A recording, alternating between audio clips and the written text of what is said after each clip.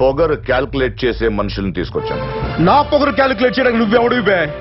దానికి నా పొగరు ఒప్పుకోవాలి కదా.